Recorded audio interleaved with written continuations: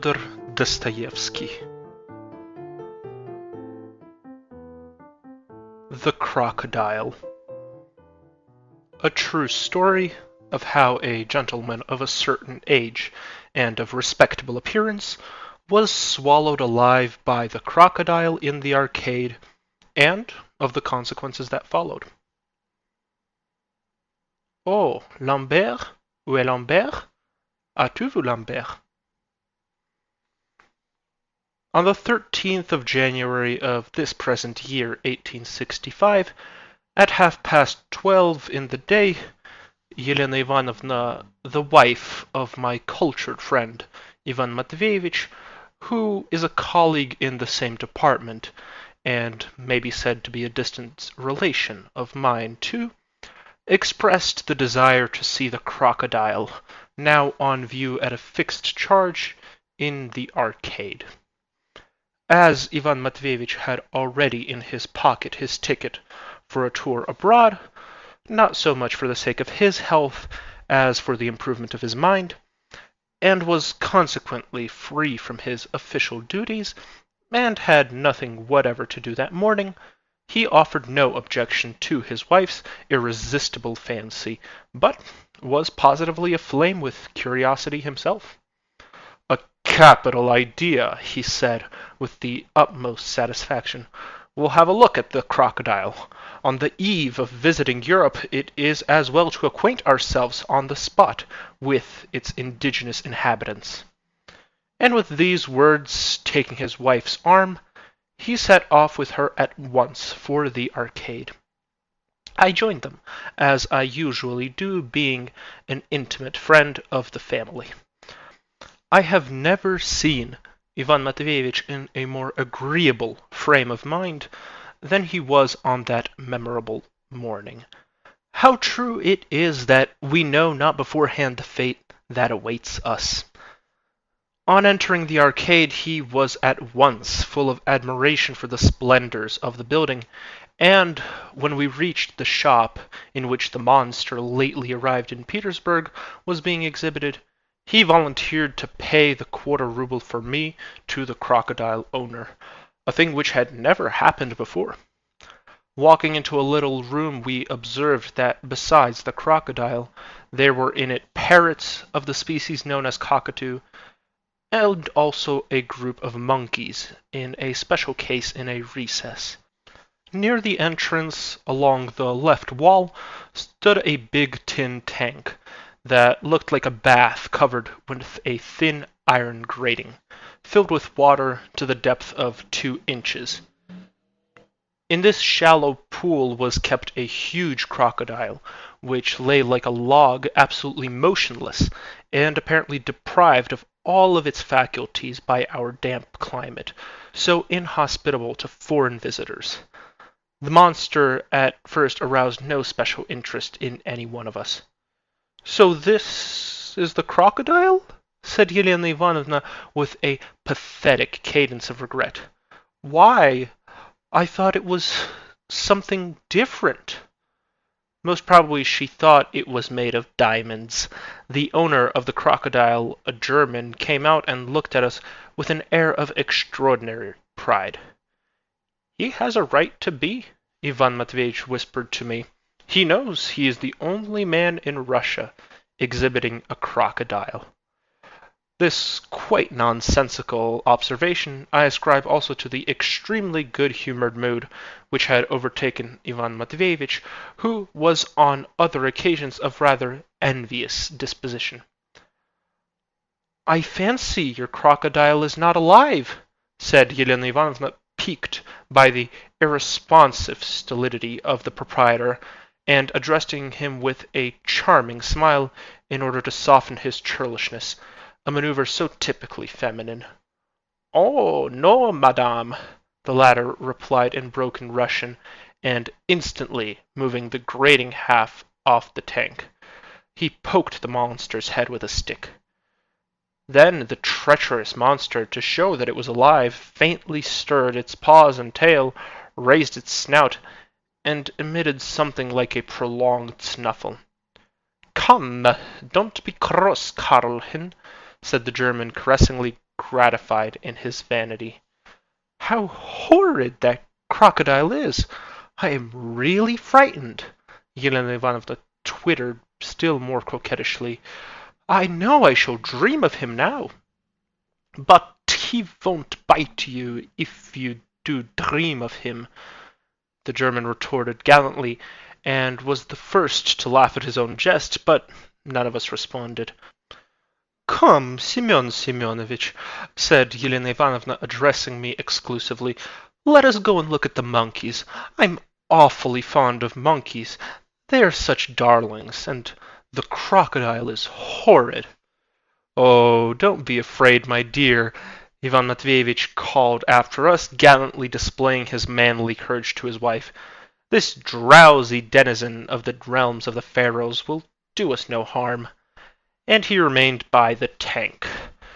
What is more, he took his glove and began tickling the crocodile's nose with it, wishing, as he said afterwards, to induce him to snort. The proprietor showed his politeness to a lady by following Elena Ivanovna to the case of monkeys. So everything was going well, and nothing could have been foreseen. Elena Ivanovna was quite skittish in her raptures over the monkeys, and seemed completely taken up with them.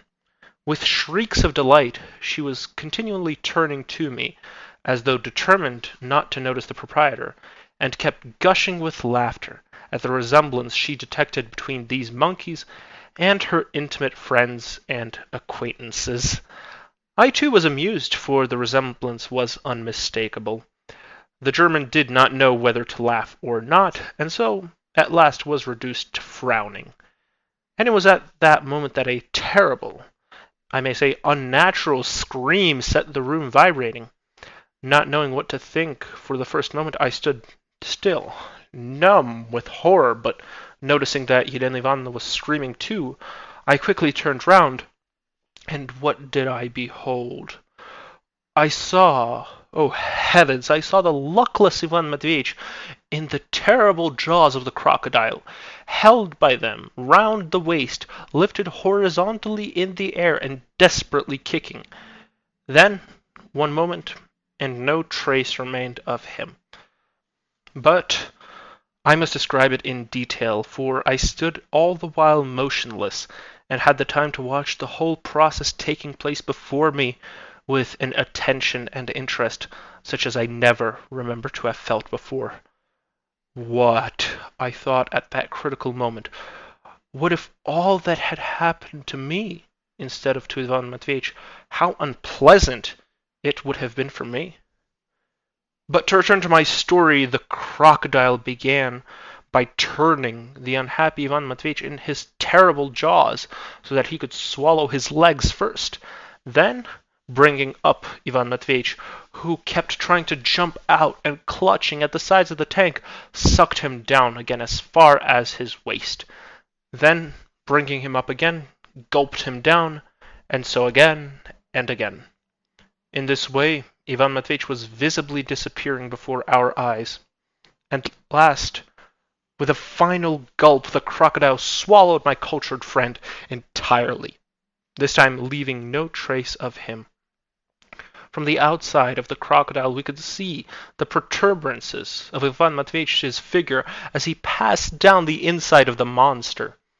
I was on the point of screaming again when destiny played another treacherous trick upon us. The crocodile made a tremendous effort, probably oppressed by the magnitude of the object he had swallowed once more, opened his terrible jaws, and with a final hiccup he suddenly let the head of Ivan Matveitch pop out for a second, with an expression of despair on his face. In that brief instant, the spectacles dropped off his nose to the bottom of the tank. It seemed as though that despairing countenance had only popped out to cast one last look on the objects around it, to take its last farewell of all earthly pleasures. But it had not time to carry out its intention. The crocodile made another effort, gave a gulp, and instantly it vanished again, this time forever.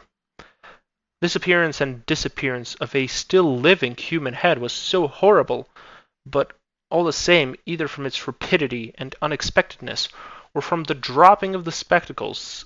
There was something so comic about it that I suddenly quite unexpectedly exploded with laughter. But pulling myself together and realizing that to laugh at such a moment was not the thing for an old family friend, I turned at once to Elena Ivanovna and said with a sympathetic air, "Now it's all over with our dear friend Ivan Matveitch." I cannot even attempt to describe how violent was the agitation of Elena Ivanovna during the whole process. At the first scream she seemed rooted to the spot and stared at the catastrophe with apparent indifference, though her eyes looked as though they were starting out of her head. Then she suddenly went off into a heart-rending wail, but I seized her hands. At this instant the proprietor, too, who had at first been also petrified by horror, suddenly elapsed his hands and cried, gazing upwards, "Och, my crocodile! Och, mein allersliebster Karlchen! Mutter, Mutter, Mutter!"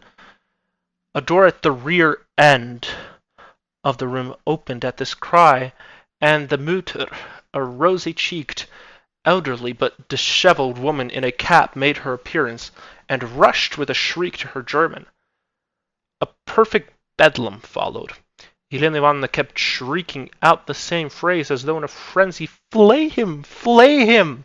apparently entreating them, probably in a moment of oblivion, to flay somebody for something. The proprietor and Mutter took no notice whatever of either of us. They were both bellowing like calves over the crocodile. "He did for himself! He will burst himself at once, for he did swallow a ganz official!" cried the proprietor. "Unser Karlchen, unser allersbester Karlchen wird sterben," howled his wife. "We are bereaved and without bread," chimed in the proprietor. "Flay him! Flay him! Flay him!" clamored Elena Ivanovna, clutching at the German's coat. "He did tease the crocodile. For what did your man tease the crocodile?" cried the German, pulling away from her. "You will, if Karlchen wird bust, therefore pay. Das war mein Sohn, das war mein einziger Sohn." I must own I was intensely indignant at the sight of such egoism in the German, and the cold hardness of his dishevelled Mutter. At the same time, Elena Ivanovna's reiterated shriek of flay him, troubled me even more, and absorbed at last my whole attention, positively alarming me. I may as well say straight of that I entirely misunderstood this strange exclamation. It seemed to me that Elena Ivanovna had for the moment taken leave of her senses, but nevertheless wishing to avenge the loss of her beloved Ivan Matveevich, was demanding by way of compensation that the crocodile should be severely thrashed, while she was meaning something quite different. Looking round at the door, not without embarrassment, I began to entreat Elena Ivanovna to calm herself, and above all not to use the shocking word of flay. For such a reactionary desire here, in the midst of the arcade, and of the most cultured society, not 2 paces from the hall where at this very minute Mr. Lavrov was perhaps delivering a public lecture, was not only impossible but unthinkable, and might at any moment bring upon us the hisses of culture and the caricatures of Mr. Stepanov. To my horror, I was immediately proved to be correct in my alarmed suspicions. The curtain that divided the crocodile room from the little entry where the quarter roubles were taken suddenly parted, and in the opening there appeared a figure with moustaches and a beard, carrying a cap, with the upper part of its body bent a long way forward, though the feet were scrupulously held beyond the threshold of the crocodile room, in order to avoid the necessity of paying the entrance fee. "Such a reactionary desire, madam," said the stranger, trying to avoid falling over in our direction, and to remain standing outside the room, "does no credit to your development, and is conditioned by a lack of phosphorus in your brain. You will be promptly held up to shame in the Chronicle of Progress and in our satirical prints." But he could not complete his remarks. The proprietor, coming to himself and seeing with horror that a man was talking in the Crocodile room without having paid entrance money, rushed furiously at the progressive stranger and turned him out with a punch from each fist. For a moment both vanished from our sight behind a curtain, and only then I grasped that the whole uproar was about nothing. Elena Ivanovna turned out quite innocent. She had, as I had mentioned already, no idea whatever of subjecting the crocodile to a degrading corporal punishment, and had simply expressed the desire that he should be opened and that her husband released from his interior. "What? You wish that my crocodile be perished?" the proprietor yelled, running in again. "No, let your husband be perished first, before my crocodile. Mein Vater showed Crocodile. Mein Großvater showed Crocodile. Mein son will show Crocodile, and I will show Crocodile. All will show Crocodile. I am known to ganz Europa, and you are not known to ganz Europa, and you must pay me a Straf." "Ja, ja," put in the vindictive German woman. "We shall not let you go, Strafe, since Karlchen is burst." "And indeed it's quite useless to flay the creature," I added calmly, anxious to get Elena Ivanovna away home as quickly as possible, as our dear Ivan Matveitch is by now probably soaring somewhere in the Empyrean. "My dear," we suddenly heard, to our intense amazement, the voice of Ivan Matveitch. "My dear, my advice is to aptly direct to the superintendent's office, as without the assistance of the police, the German will never be made to see reason." These words, uttered with firmness and aplomb, and expressing an exceptional presence of mind, for the first minute so astounded us that we could not believe our ears. But of course we ran at once to the crocodile's tank, and with equal reverence and incredulity listened to the unhappy captive. His voice was muffled, thin, and even squeaky, as though it came from a considerable distance.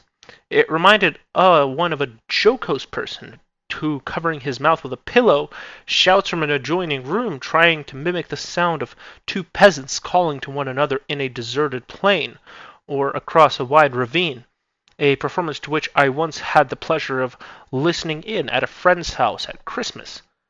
"Ivan Matveitch, my dear, and so you're alive!" faltered Elena Ivanovna. "Alive and well," answered Ivan Matveitch, "and thanks to the Almighty, swallowed without any damage whatsoever. I am only uneasy as to the view my superiors may take of the incident, for after getting a permit to go abroad I've got into a crocodile, which seems anything but clever." "But, my dear, don't trouble your head about being clever. First of all, we must somehow excavate you from where you are," Elena Ivanovna interrupted. "Excavate!" cried the proprietor. "I will not let my crocodile be excavated. Now the publicum will come many more, and I will 5 kopecks ask, and Karlchen will cease to burst." "Gott sei Dank!" put in his wife. "They are right," Ivan Matveitch observed tranquilly. "The principles of economics before everything. My dear, I will fly at once to the authorities and lodge a complaint, for I feel that we cannot settle this mess by ourselves." "I think so too," observed Ivan Matveitch, "but in our age of industrial crisis, it is not easy to rip open the belly of a crocodile without economic compensation. And meanwhile the inevitable question presents itself, what will the German take for his crocodile? And with it another, how will it be paid? For, as you know, I have no means." "Perhaps out of your salary," I observed timidly, but the proprietor interrupted me at once. "I will not the crocodile sell. I will for 3,000 the crocodile sell. I will for 4,000 the crocodile sell. Now the publicum will come very many. I will give for 5,000 the crocodile sell." In fact, he gave himself insufferable airs. Covetousness and a revolting greed gleamed joyfully in his eyes. "I'm going," I cried indignantly. And I too. I shall go to Andrei Osipovich himself. I will soften him with my tears," whined Elena Ivanovna. Don't do that, my dear. Ivan Matveitch hastened to interpose. He had long been jealous of Andrei Osипович on his wife's account, and he knew she would enjoy going to weep before a gentleman of refinement, for tears suited her.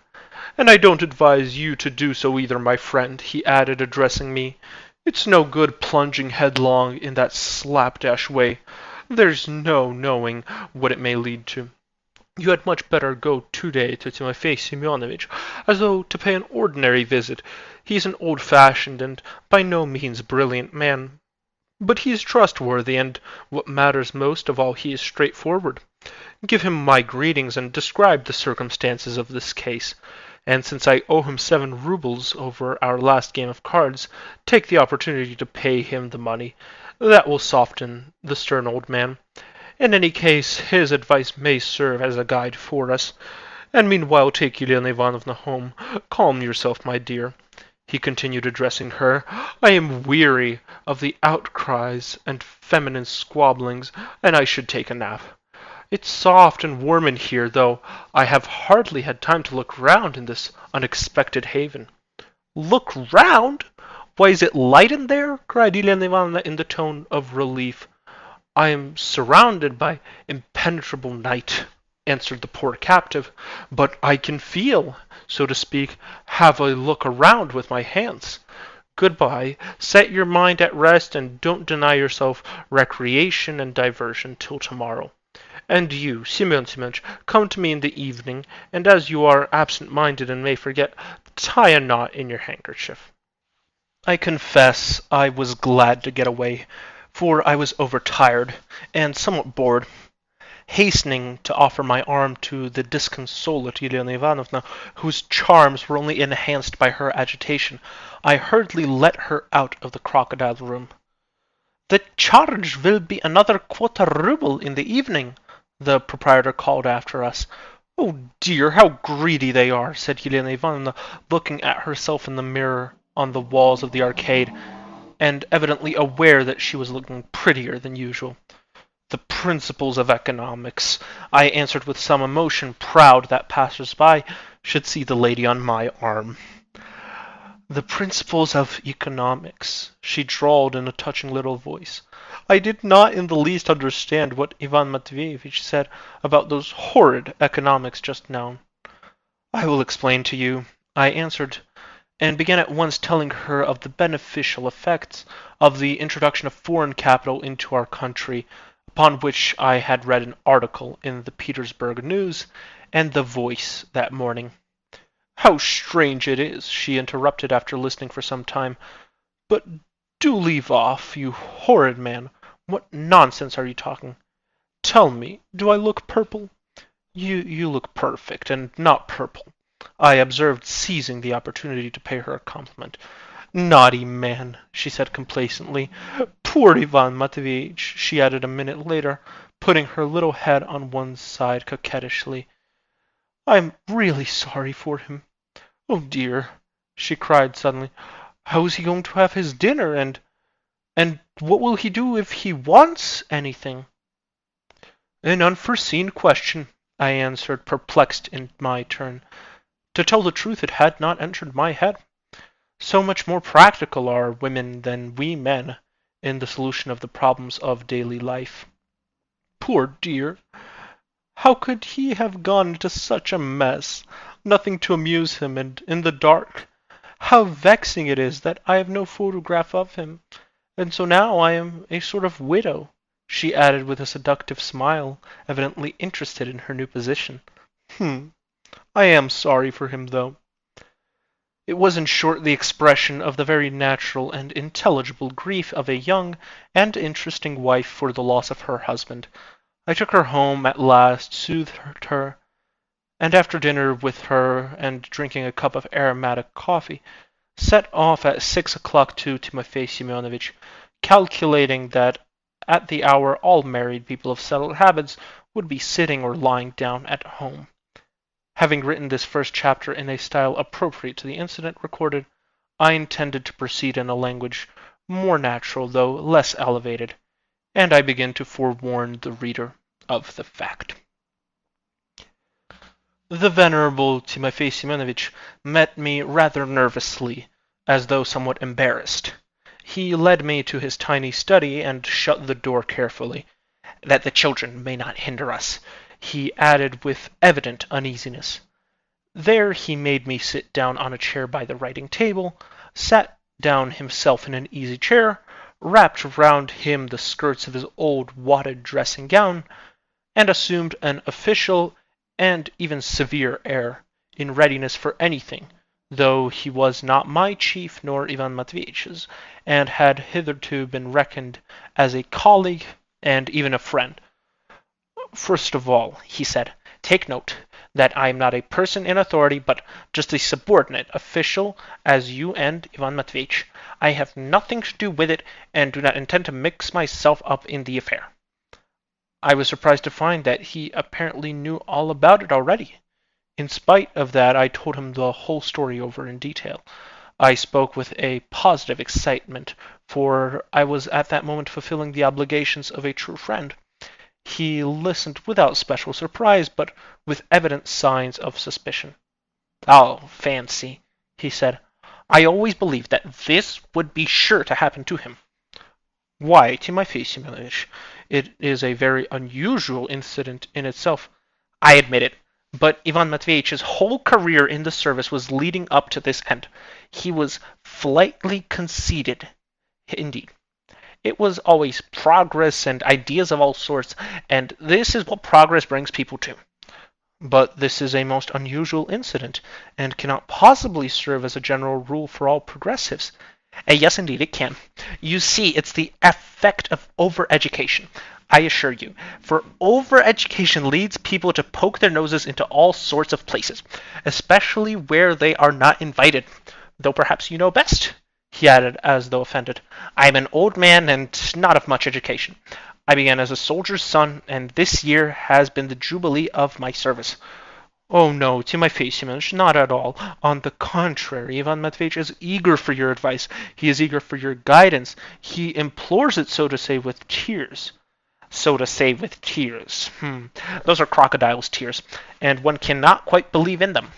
Tell me, what possessed him to want to go abroad? And how could he afford to go?" "Why, he has no private means." "He had saved the money from his last bonus," I answered plaintively. "He only wanted to go for 3 months, to Switzerland, to the land of William Tell." "William Tell. He wanted to meet the spring at Naples, to see the museums, the customs, the animals." The animals. I think it was simply from pride. What animals? Animals, indeed. Haven't we animals enough? We have museums, menageries, camels. There are bears quite close to Petersburg. And he's got inside a crocodile himself. Oh, come to my face, Semyonich. The man is in trouble. The man appeals to you as to a friend, as to an older relation, craves for advice, and you reproach him. Have pity at least on the unfortunate Elena Ivanovna." "You're speaking of his wife? A charming little lady," said Timofey Semyonovitch, visibly softening, and taking a pinch of snuff with relish. "Particularly prepossessing. And so plump, and always putting her pretty little head on one side. Very agreeable. Andrei Yosipovich was speaking of her only the other day." "Speaking of her?" "Yes, and in very flattering terms. Such a bust," he said, "such eyes, such hair, a sugar plum." He said, "Not a lady," and then he laughed. "He is still a young man, of course." Timofey Semyonovitch blew his nose with a loud noise.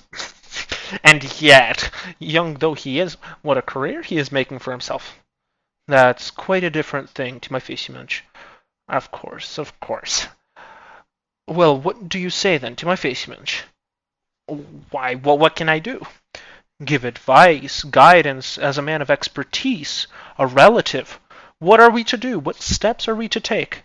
Go to the authorities and—" "To the authorities? Certainly not." Timofey Semyonovitch replied hurriedly. "If you ask my advice, you had better above all hush the matter up, and act, so to speak, as a private person. It is a suspicious incident, quite unheard of. Unheard of, above all. There is no precedent for it, and it is far from creditable. And so, discretion above all. Let him lie there a bit, we must wait and see. But how can we wait and see, Timofey Semyonich? What if he is stifled there? Oh, why should he be? I think you told me that he had made himself fairly comfortable there. I told him the whole story over again. Timofey Semyonich pondered. He said, twisting his snuff box in his hands.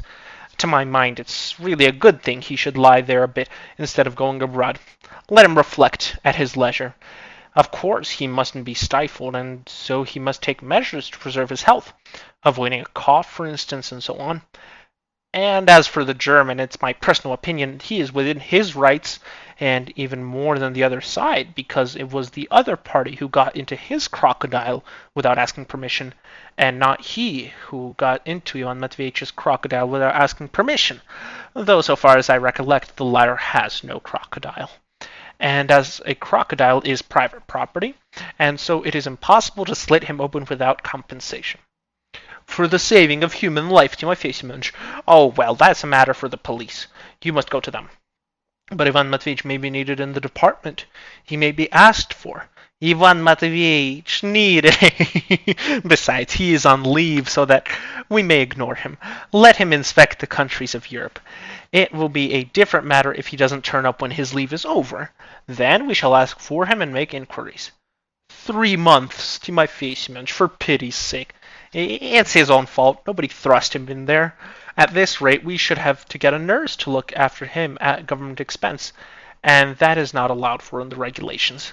But the chief point is that the crocodile is private property, so that the principles of economics apply in this question. And the principles of economics are paramount.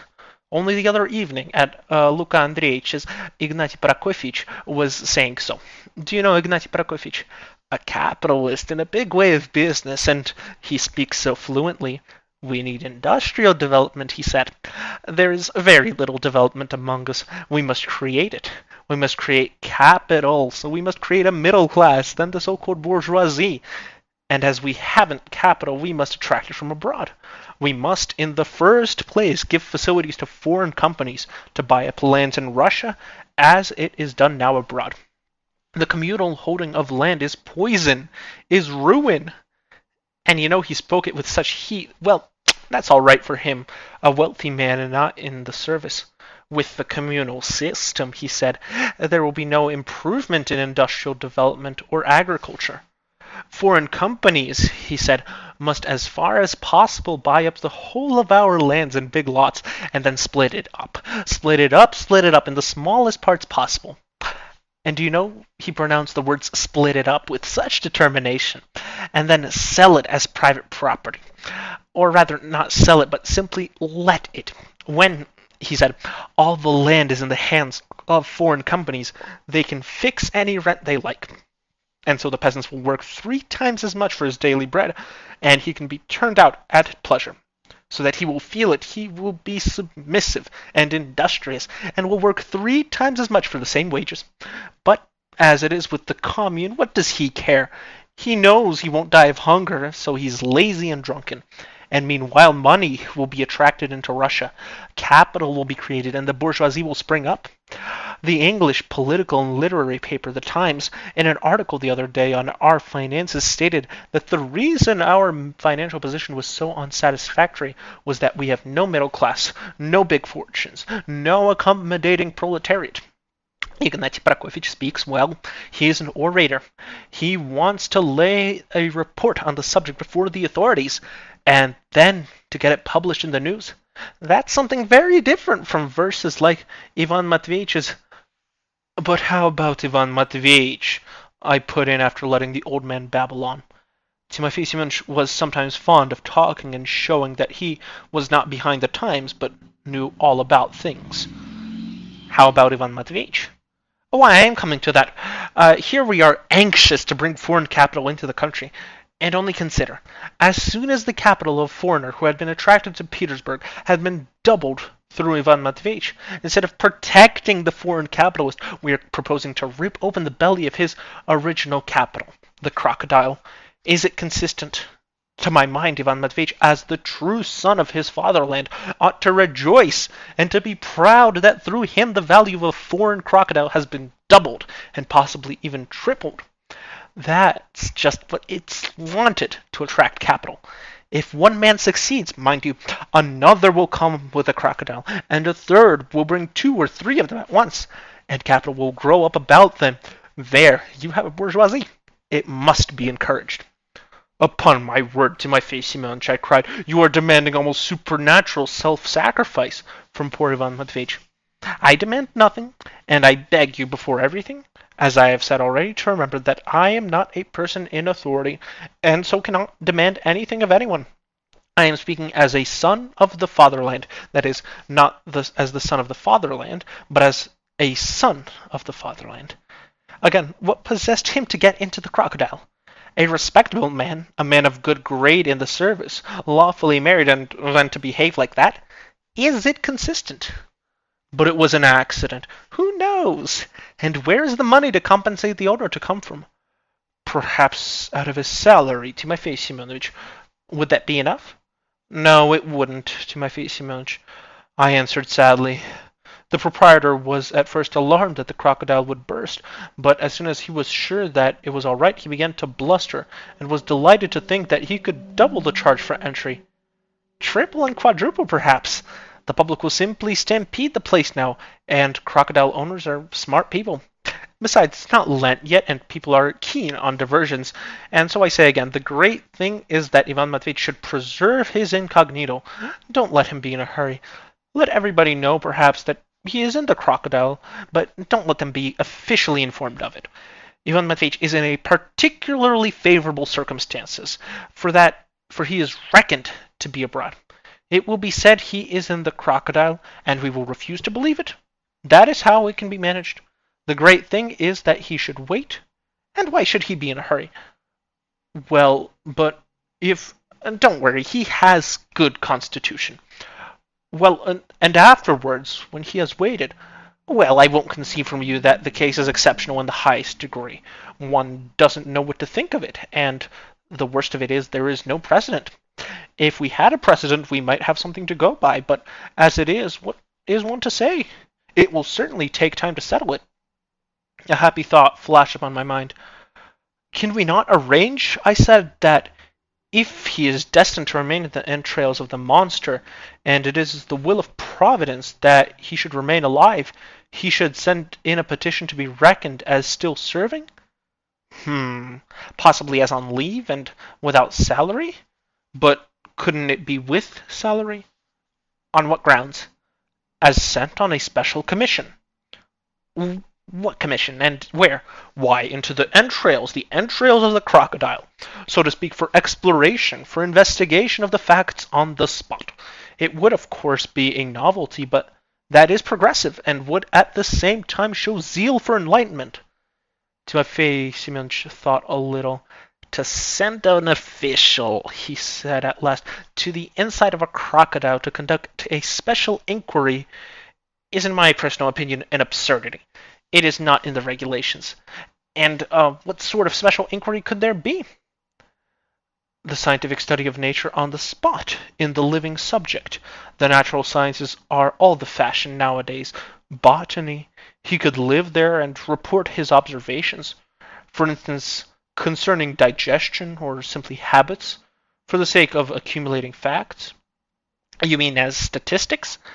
Well, I am no great authority on that subject. Indeed, I'm no philosopher at all. You say facts, we are overwhelmed with facts as it is, and don't know what to do with them. Besides, statistics are a danger. In what way? They are a danger. Moreover, you will admit he will report facts, so to speak, lying like a log. And can one do one's official duties lying like a log?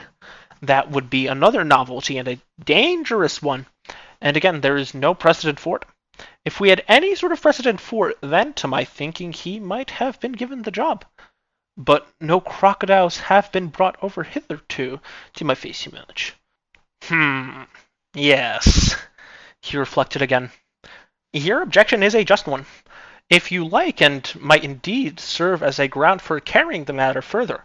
But consider again that if with the arrival of living crocodiles government clerks begin to disappear, and then on the ground that they are warm and comfortable there, expect to receive the official sanction for their position, and then take their ease there, you must admit it would be a bad example.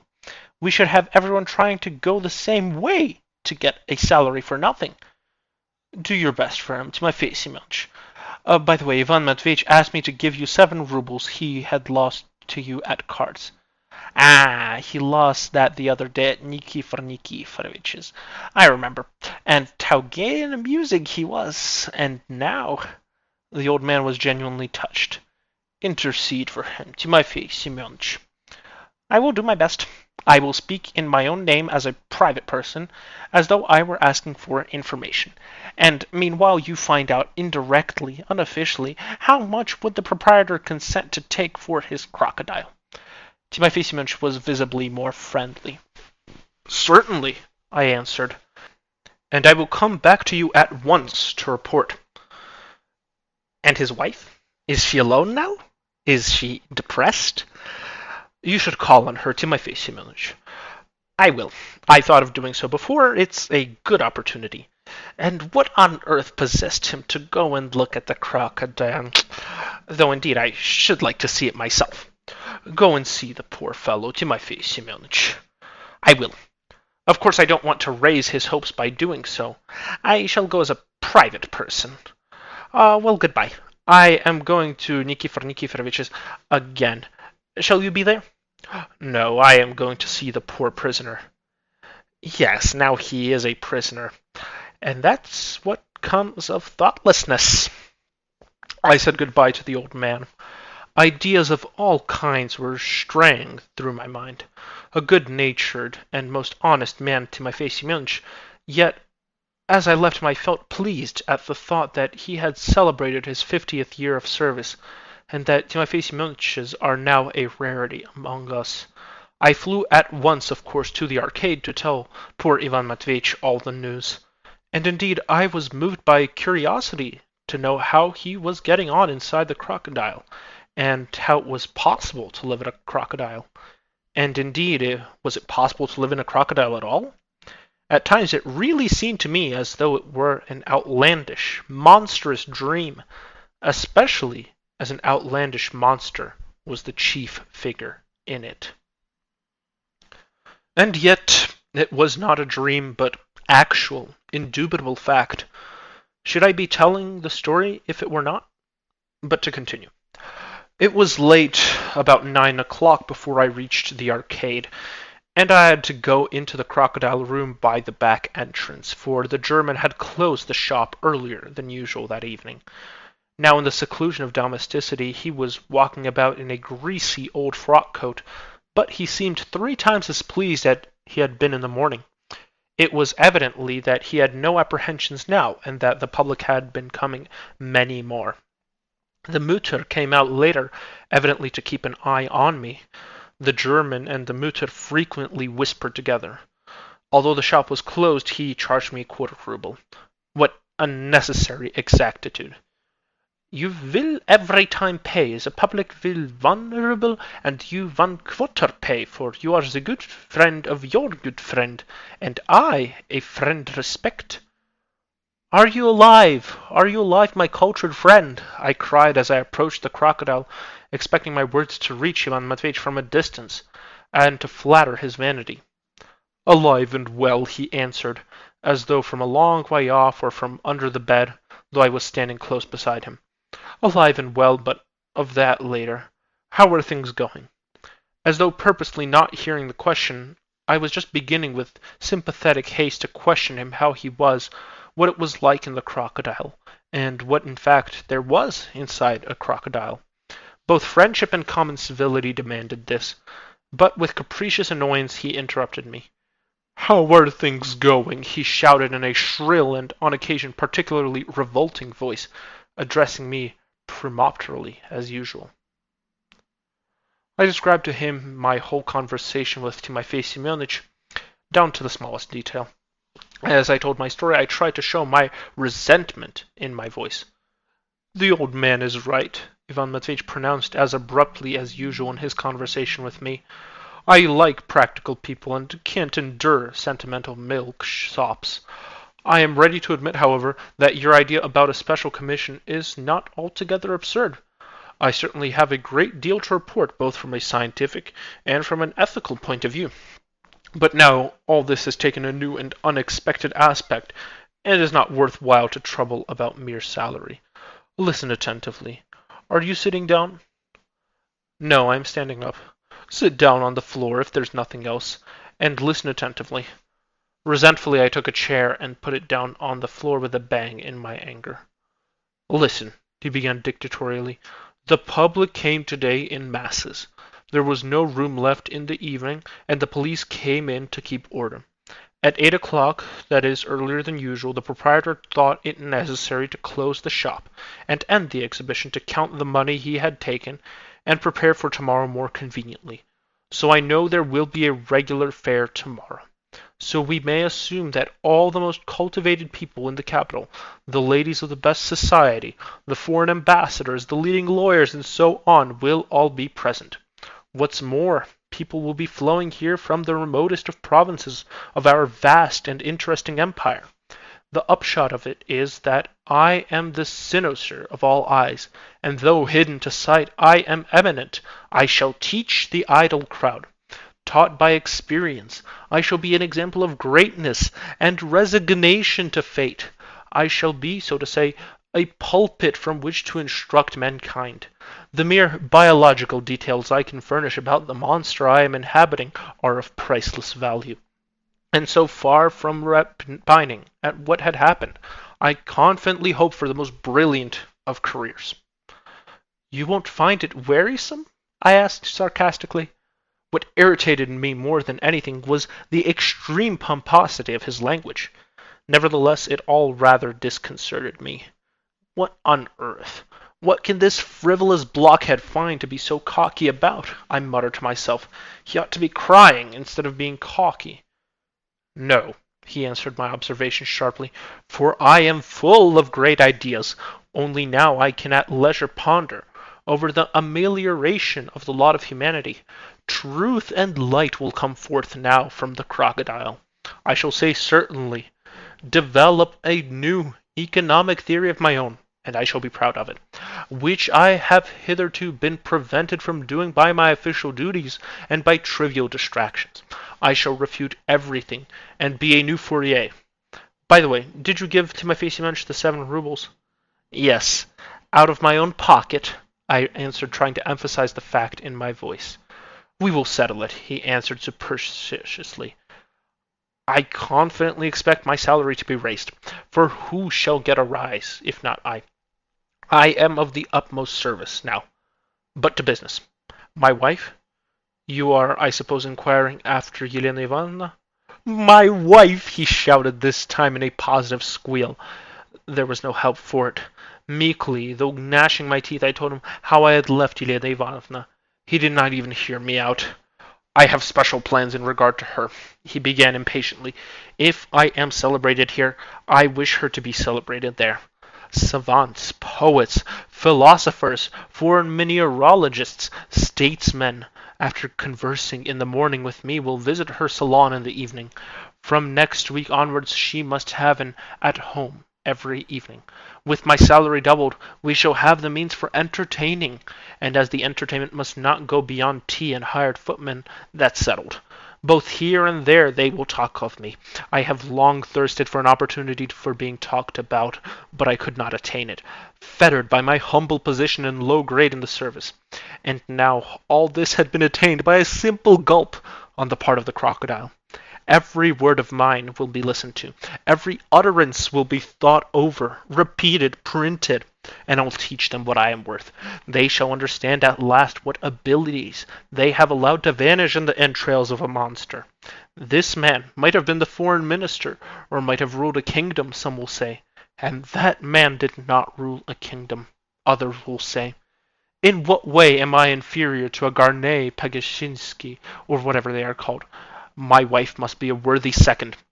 I have brains. She has beauty and charm. She is beautiful, and that is why she is my wife. some will say. She is beautiful because she is my wife, other will amend. To be ready for anything, let Yelena Ivanovna buy tomorrow the encyclopedia, edited by Andrei Krayevsky, that she may be able to converse on any topic. Above all, let her be sure to read the political leader in the Petersburg News, comparing it every day with the Voice. I imagine that the proprietor will consent to take me sometimes with the Crocodile to my wife's brilliant salon. I will be in a tank, in the middle of the magnificent drawing room, and I will scintillate with witticisms which I will prepare in the morning. To the statesman I will impart my projects. To the poet I will speak in rhyme. With the ladies I can be amusing and charming without impropriety, since I shall be in no danger to their husband's peace of mind. To all the rest, I shall serve as a pattern of resignation to fate and the will of Providence. I shall make my wife a brilliant literary lady. I shall bring her forward and explain her to the public. As my wife, she must be full of the most striking virtues, and if they are right in calling Andrei Alexandrovich our Russian Alfred de Musset, they will still be more right in calling her our Russian Yevgenia Tour. I must confess that although this wild nonsense was rather in Ivan Matveyevich's habitual style, it did occur to me that he was in a fever and delirious. It was the same Ivan Matveevich every day, but magnified 20 times. "My friend," I asked him, "are you hoping for a long life? Tell me, in fact, are you well? How do you eat? How do you sleep? How do you breathe? I'm your friend, and you must admit that the incident is most unnatural, and consequently my curiosity is most natural." "Idle curiosity and nothing else," he pronounced sententiously, "but you shall be satisfied. You ask how I am managing in the entrails of the monster. To begin with, the crocodile, to my amusement, turns out to be perfectly empty. His inside consists of a sort of huge empty sack made of gutta percha, like the elastic goods sold in the Gorokhovy Street in the Morskaya, and, if I am not mistaken, in the Voznesensky Prospect. Otherwise, if you think of it, how could I possibly find room?" "Is it possible?" I cried in a surprise that may well be understood. "Can the crocodile be perfectly empty?" "Perfectly," Ivan Matveitch maintained sternly and impressively. "And in all probability it is so constructed by the laws of nature. The crocodile possesses nothing but jaws furnished with sharp teeth, and besides the jaws, a tail of considerable length. That is all, properly speaking. The middle part between those two extremities is an empty space enclosed by something of the natural of gutta percha, probably a real gutta percha." "But the ribs, the stomach, the intestines, the liver, the heart," I interrupted quite angrily. "There is nothing, absolutely nothing of all that, and probably there never has been. All that is the idle fancy of frivolous travelers. As one inflates an air cushion, I am now with my person inflating the crocodile. He is incredibly elastic. Indeed, you might, as the friend of the family, get in with me if you were generous and self-sacrificing enough. And even with you here, there would be room to spare. I even think that in the last resort I might send for Yelena Ivanovna. However, this void, hollow formation of the crocodile is quite in keeping with the teachings of natural science. If, for instance, one had to construct a new crocodile, the question would naturally present itself. What is the fundamental characteristic of the crocodile? The answer is clear: to swallow human beings. How is one, in constructing the crocodile, to secure that he should swallow people? The answer is clearer still: to construct him hollow. It was settled by physics long ago that nature abhors a vacuum. Hence, the inside of the crocodile must be hollow, so that it may abhor the vacuum, and consequently swallow and so fill itself with anything it can come across. And that is the sole rational cause of why every crocodile swallows men. It is not the same in the constitution of man. The emptier a man's head is, for instance, the less he feels the thirst to fill it. And that is the one exception to the general rule. It is all as clear as day to me now. I have deduced it by my own observation and experience, being, so to say, in the very bowels of nature in its retort, listening to the throbbing of its pulse. Even etymology supports me, for the very word crocodile means veracity. Crocodile, crocodillo, is evidently an Italian word, dating perhaps from the Egyptian pharaohs, and is evidently derived from the French verb croquer, which means to eat, to devour, in general to absorb nourishment. All these remarks I intend to deliver as my first lecture in Yelena Ivanovna's salon when they take me there in the tank. My friend, oughtn't you at least to take some purgative? I cried involuntarily. He's in a fever, he is feverish, I repeated myself in alarm. Nonsense, he answered contemptuously. Besides, in my present position it would be most inconvenient. I knew, though, you would be sure to talk of taking medicine. But, my friend, how do you take food now? Have you dined today? No, but I am not hungry, and most likely I shall never take food again. And that too is quite natural. Feeling the whole interior of the crocodile, I make him feel always full. Now he may not need be fed for some years. On the other hand, nourished by me, he will naturally impart to me all the vital juices of his body.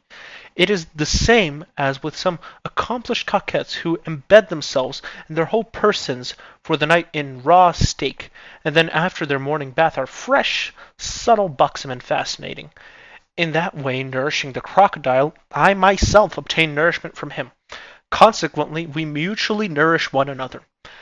But, as it is difficult even for a crocodile to digest a man like me, he must no doubt be conscious of a certain weight in his stomach, an organ which he does not however possess, and that is why, to avoid causing the creature suffering, I do not often turn over, and although I could turn over, I do not do so from humanitarian motives.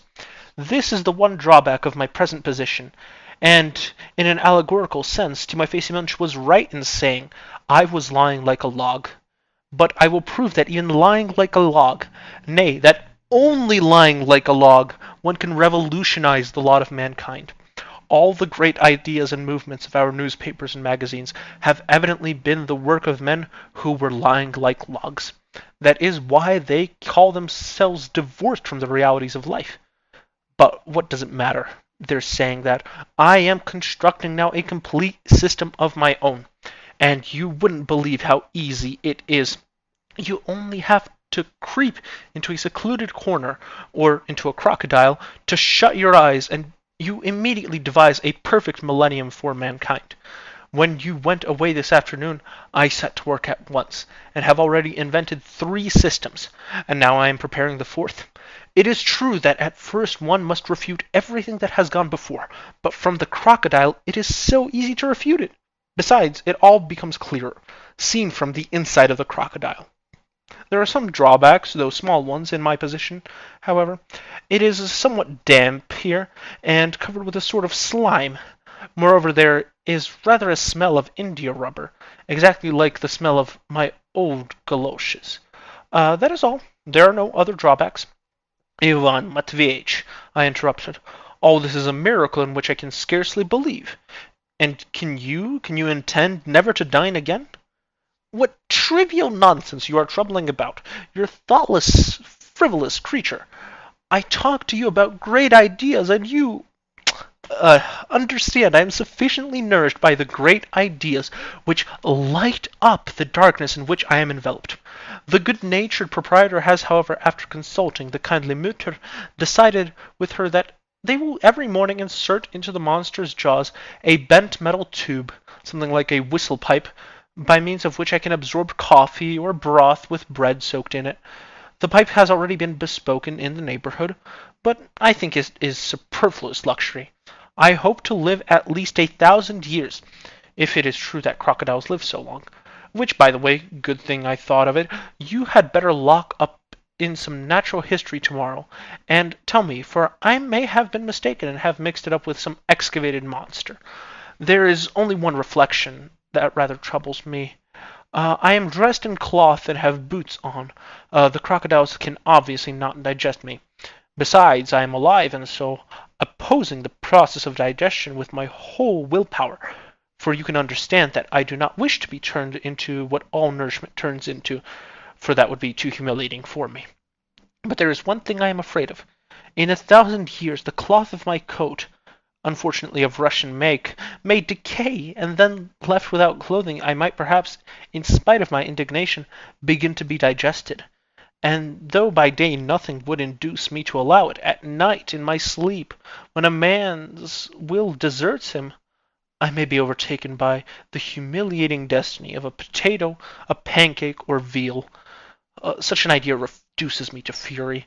This alone is an argument for the revision of the tariff, and the encouragement of the importation of English cloth, which is stronger, and so will withstand nature longer when one is swallowed by a crocodile. At the first opportunity, I will impart this idea to some statesmen, and at the same time to the political writers on our Petersburg dailies. Let them publish it around. I will trust this will not be the only idea they will borrow from me. I foresee that every morning a regular crowd of them, provided with quarter rubles from the editorial office, will be flocking round me to seize my ideas on the telegrams of the previous day. In brief, the future presents itself to me in the rosiest light. Fever, fever, I whispered to myself. My friend, and freedom? I asked, wishing to learn his views thoroughly. You are, so to speak, in prison, while every man has a right to the enjoyment of freedom. You are a fool, he answered. Savages love independence. Wise men love order. And if there is no order, Ivan Matveyevich, spare me, please. Hold your tongue and listen. He squealed, vexed at my interrupting him.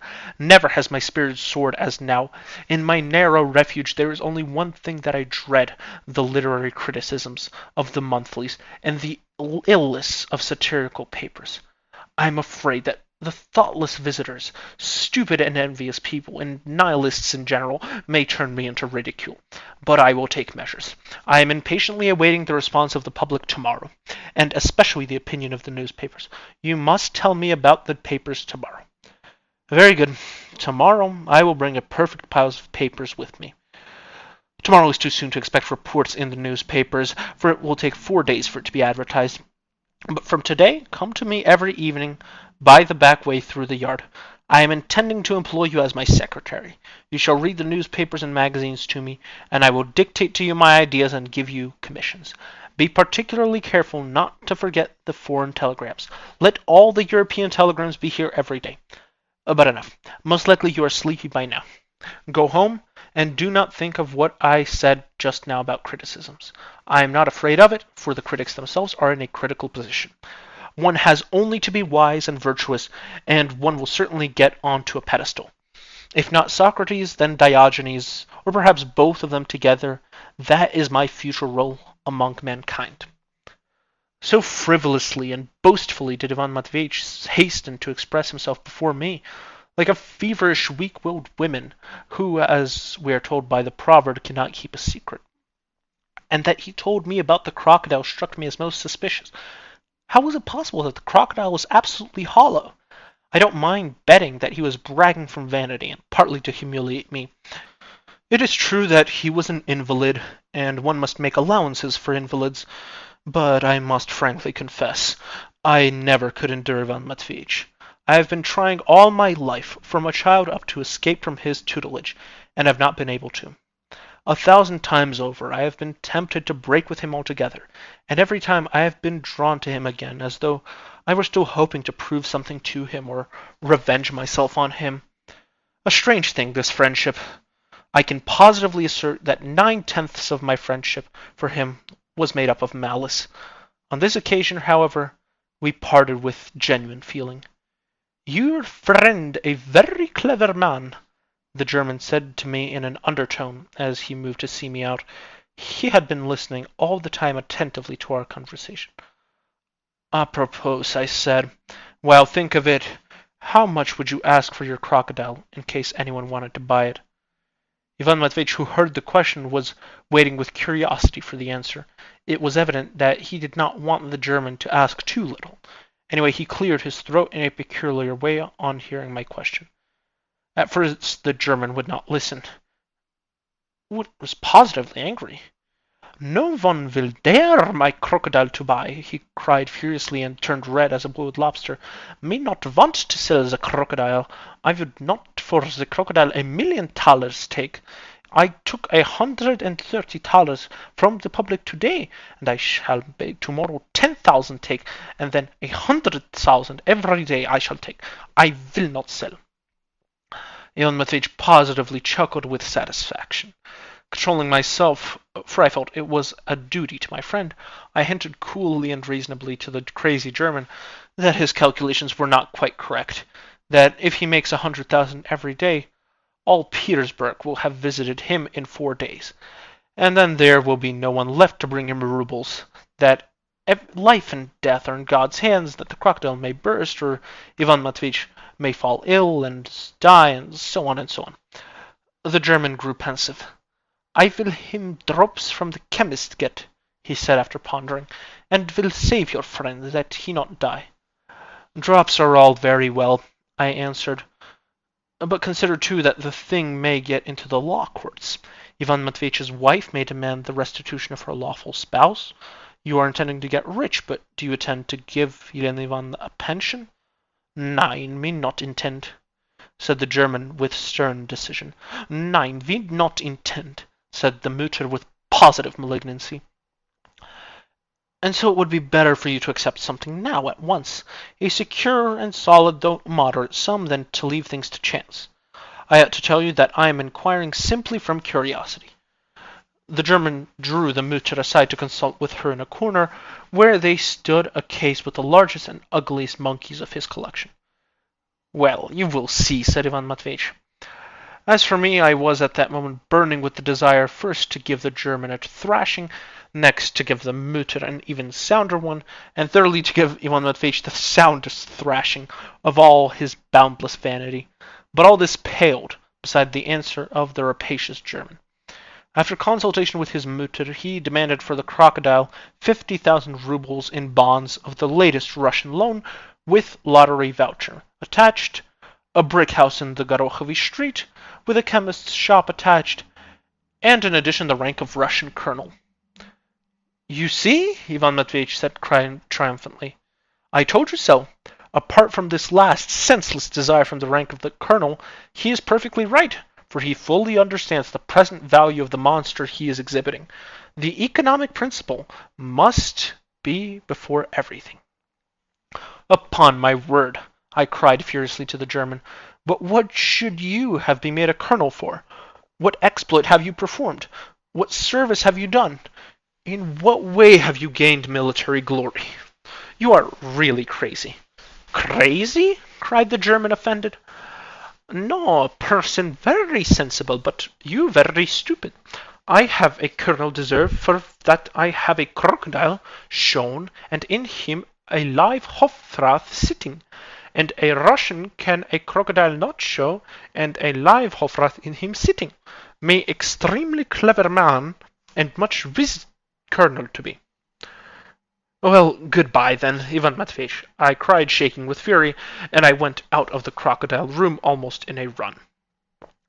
I felt that in another minute I could not have been answered for myself.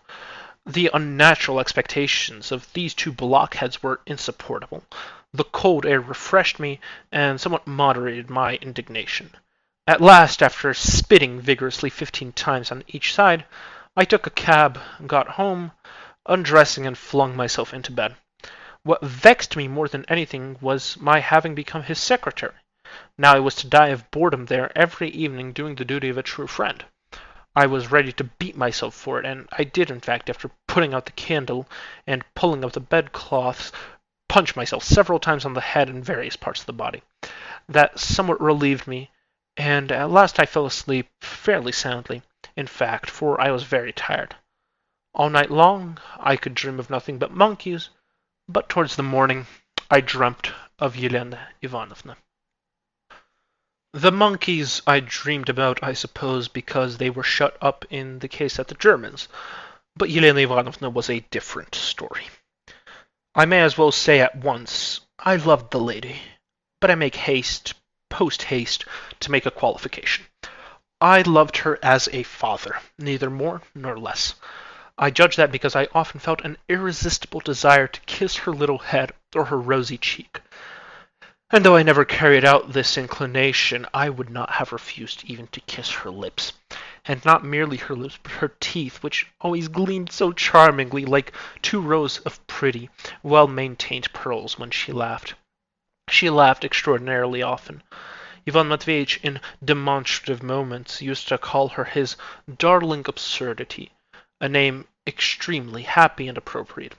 She was a perfect sugar-plum, and that was all one could say of her. Therefore, I am utterly at a loss to understand what possessed Ivan Matveitch to imagine his wife as a Russian Yevgenia Tour. Anyway, my dream, with the exception of the monkeys, left a most pleasant impression upon me, and going over all the incidents of the previous day as I drank my morning cup of tea, I resolved to go and see Elena Ivanovna at once on my way to the office, which, indeed, I was bound to do as the friend of the family. In a tiny room out of the bedroom, the so-called little drawing room, though their big drawing room was little too, Elena Ivanovna was sitting in some half-transparent morning wrapper on a smart little sofa before a little tea table, drinking coffee out of a little cup in which she was dipping a minute biscuit. She was ravishingly pretty, but struck me as being at the same time rather pensive. "Ah, that's you, naughty man," she said, greeting me with an absent-minded smile. "Sit down, Featherhead, have some coffee. Well, what were you doing yesterday? Were you at the masquerade?" "Why, were you?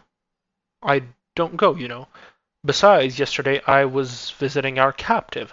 I sighed and assumed a pious expression as I took the coffee. "Whom? What captive?" "Oh, yes, a poor fellow. Well, how is he? Bored? Do you know? I wanted to ask you, I suppose I can ask for a divorce now." "A divorce?" I cried in indignation and almost spilled the coffee. "It's that swarthy fellow," I thought to myself bitterly.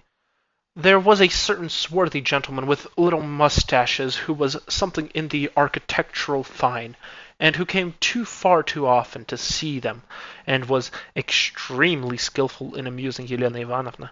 I must confess I hated him, and there was no doubt that he had succeeded in seeing Elena Ivanovna yesterday, either at the masquerade or even here, and putting all sorts of nonsense into her head. "Why?" Elena Ivanovna rattled off hurriedly, as though it were a lesson she had learned. "If he is going to stay on in the Crocodile, perhaps not come back all his life, while I sit waiting for him here. A husband ought to live at home, and not in a crocodile." But this was an unforeseen occurrence. I was beginning in very comprehensible agitation.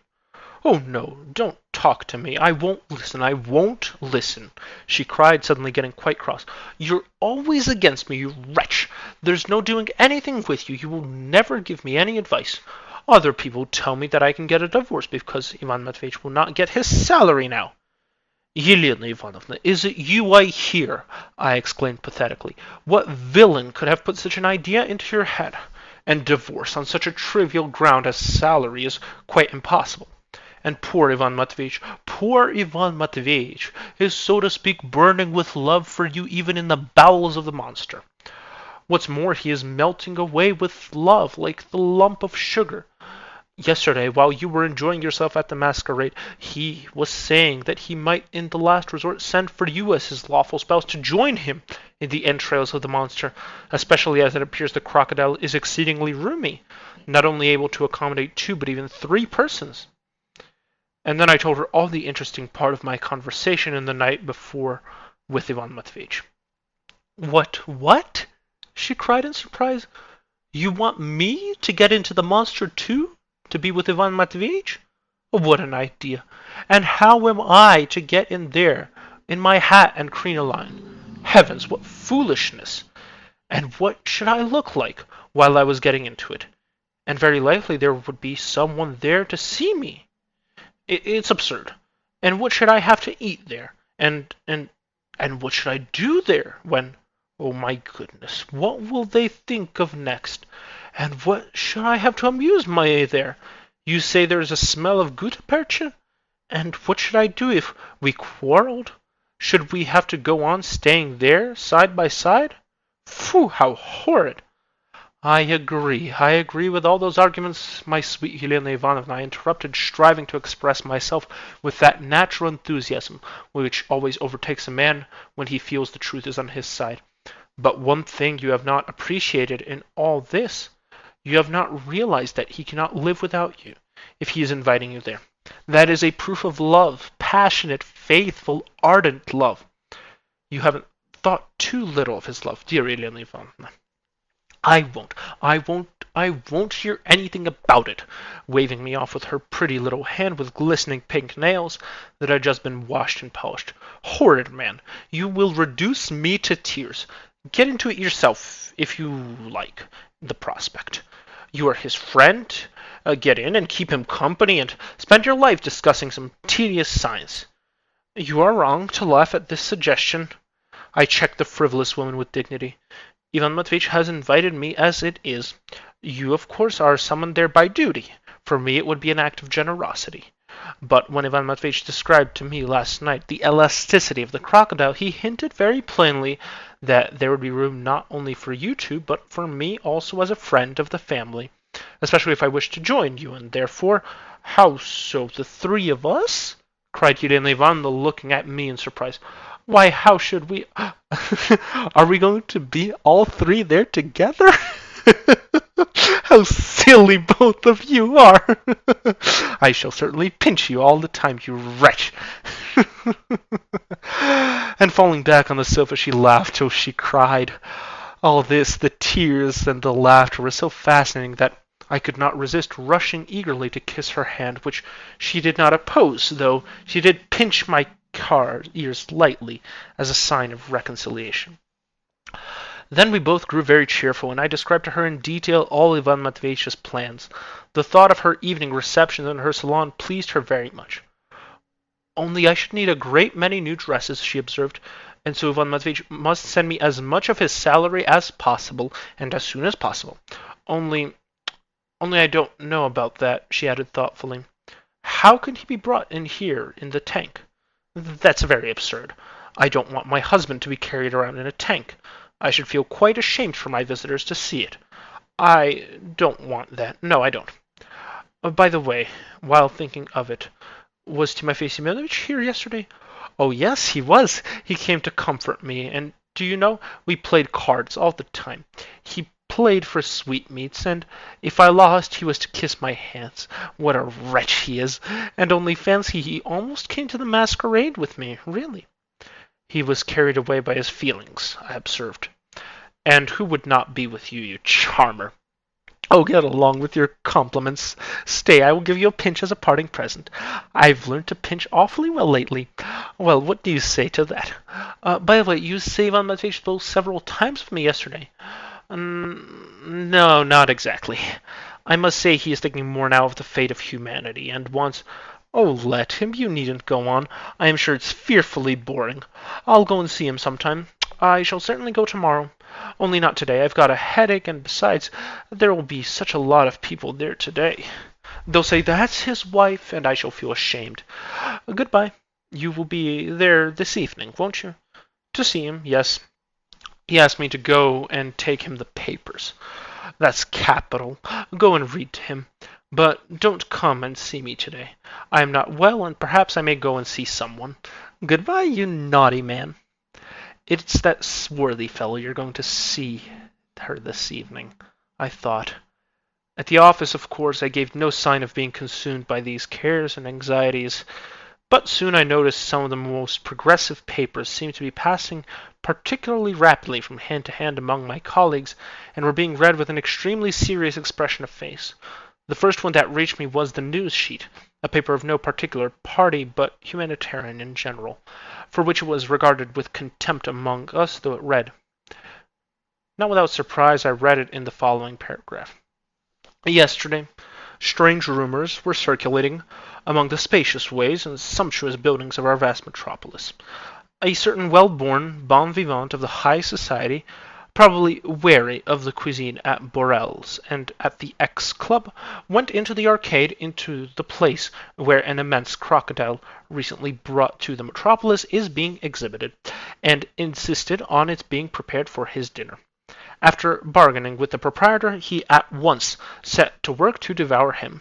That is, not the proprietor, a very meek and punctilious German, but his crocodile, cutting juicy morsels with his penknife from the living animals, and swallowing them with extraordinary rapidity.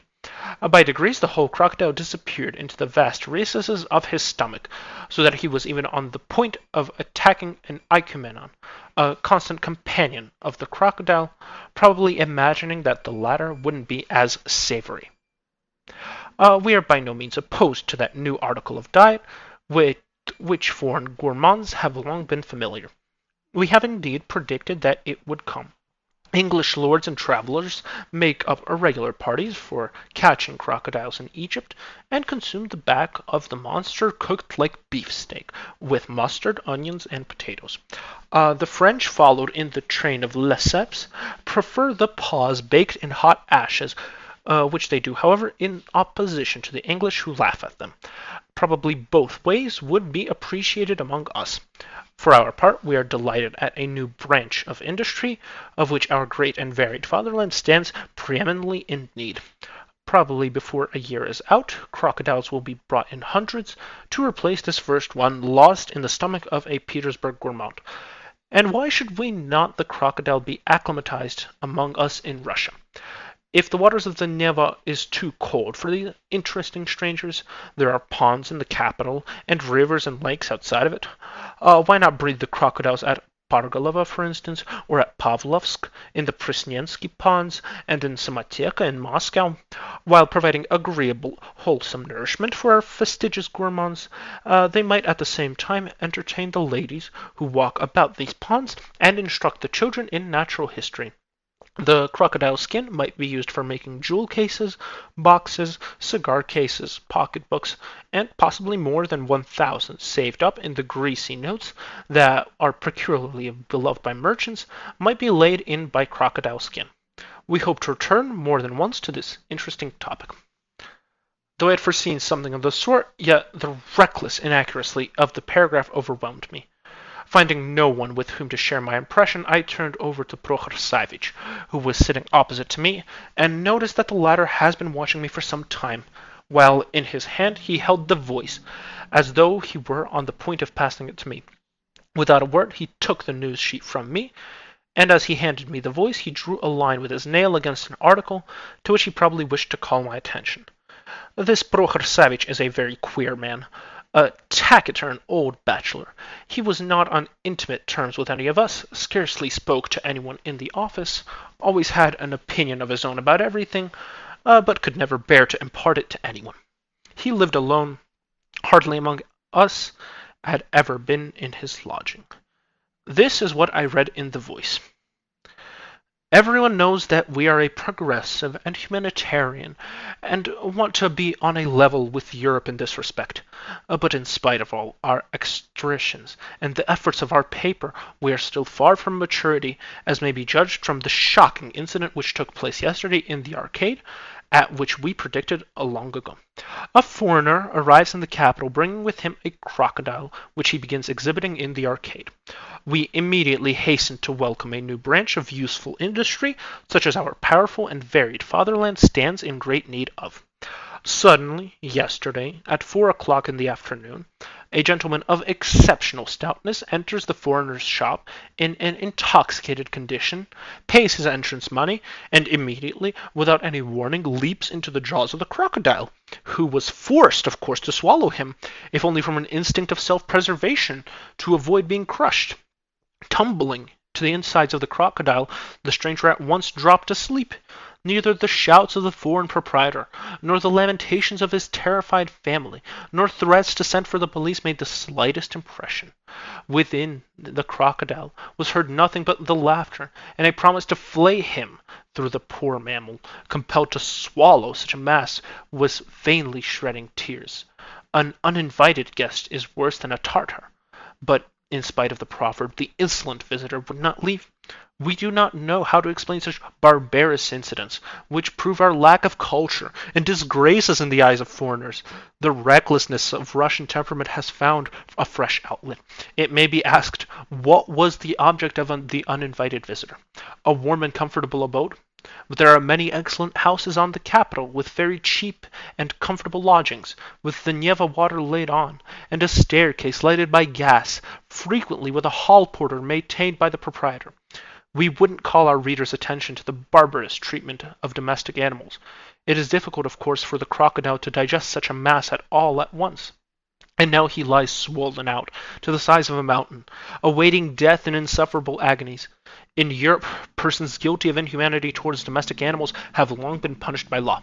But in spite of our European enlightenment, in spite of our European pavements, in spite of our European architecture of our houses, we are still far from shaking off the time-honored traditions. Though the houses are new, the conventions are old. And indeed, the houses are not new. At least the staircases in them are not. We have more than once in our paper alluded to the fact that in the Petersburg side of the house of the merchant Lukyanov, the steps of the wooden staircase have decayed, fallen away, and have long been a danger for Efimya Skapidarov, a soldier's wife who works in the house, and is often obliged to go up the stairs with water or armfuls of wood. At last our predictions have come true. Yesterday evening, at 8:30, Efimya Skapidarov fell down with a basin of soup and broke her leg. We do not know whether Lukyanov will mend his staircase now. Russians are often wise after they went, but the victim of Russian carelessness has by now been taken to the hospital. In the same way, we shall never cease to maintain that the house porters who clean away the mud from the wooden pavements in the Vyborgsky side ought not to spatter the legs of passers-by, but should throw the mud up into the heaps as is done in Europe, and so on and so on. What is this? I asked in some perplexity, looking at Prokhor Savvitch. What is the meaning of it? How do you mean? Why, upon the word, instead of pitying Ivan Matveitch, they pity the crocodile. What of it? They have pity even for a beast, a mammal. We must be up to Europe, mustn't we? They have a very warm feeling for crocodiles there, too. Saying this, queer old Prokhor Savvitch dived into his papers and would not utter another word. I stuffed the voice and news sheets into my pocket and collected as many old copies of the newspaper as I could to find for Ivan Matveitch's diversion in the evening, and though the evening was far off, yet on this occasion I slipped away from the office to go early to the arcade and look, if only from a distance, at what was going on there, and to listen to the various remarks and currents of opinion. I foresaw that there would be a regular crush there, and turned up the collar of my coat to meet it. I somehow felt rather shy, or so unaccustomed are we to publicity. But I feel that I have no right to report my own prosaic feelings when placed with this remarkable and original incident.